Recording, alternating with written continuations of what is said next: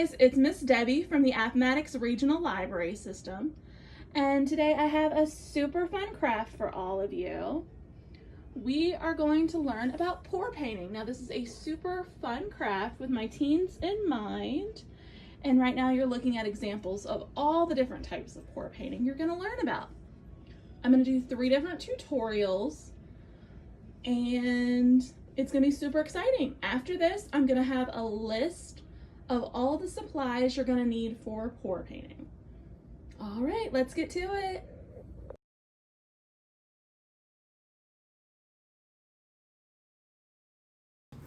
I'm going to start off by showing you 2 different ways to mix your paint for your paint pouring.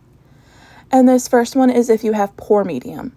Pour medium can be picked up at the craft store, any local dollar store. It is actually equal parts paint to pour medium, and you just stir gently.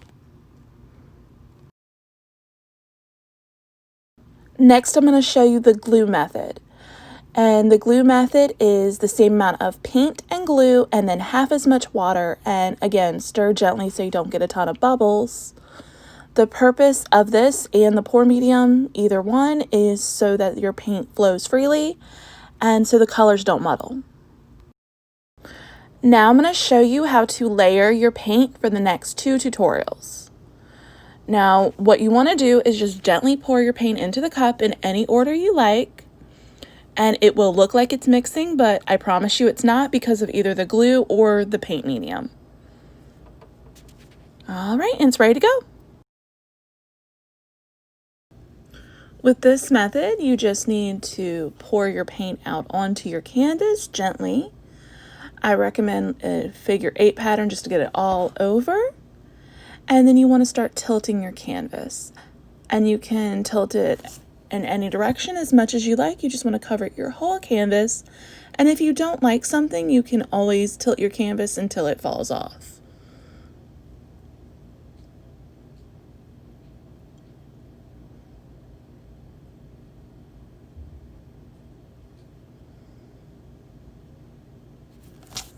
I do want to take this opportunity to talk about setup.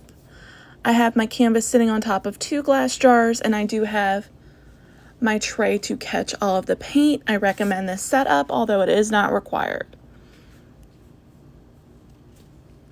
Now I'm going to take my palette knife, and I'm going to go around and take all of the excess paint off the edges of my canvas to keep it from having any warping.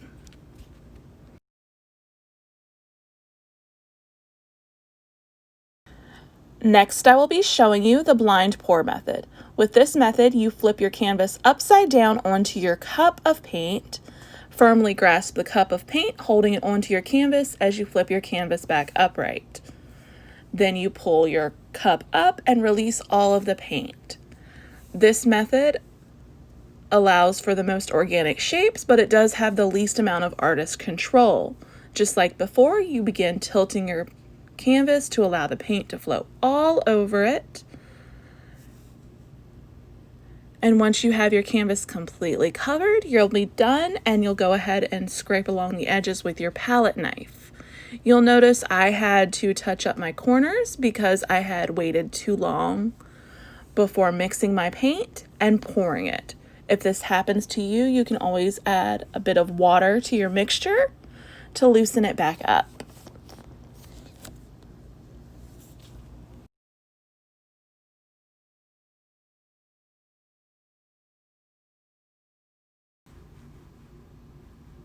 All right, guys, this last method is my absolute favorite. You mix your paint with your pouring medium or your glue, and then you take it directly to the canvas. I find this method the most beautiful and where I have the most control. And this is my favorite method when I have a vision in mind.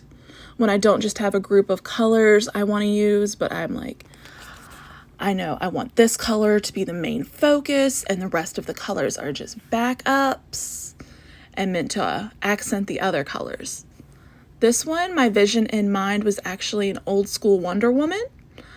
I used her main colors as my main colors, and then just had accents of gold and black to make the canvas pop and to give a nod to her golden lasso in her hair.